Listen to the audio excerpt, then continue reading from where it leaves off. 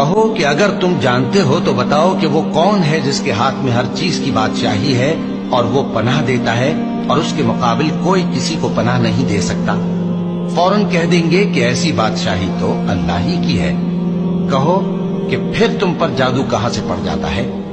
بات یہ ہے کہ ہم نے ان کے پاس حق پہنچا دیا ہے، اور یہ جو بت پرستی کیے جاتے ہیں بے شک جھوٹے ہیں۔ اللہ نے نہ تو کسی کو اپنا بیٹا بنایا ہے اور نہ اس کے ساتھ کوئی اور معبود ہے۔ ایسا ہوتا تو ہر معبود اپنی اپنی مخلوقات کو لے کر چل دیتا اور ایک دوسرے پر چڑھ دوڑتا۔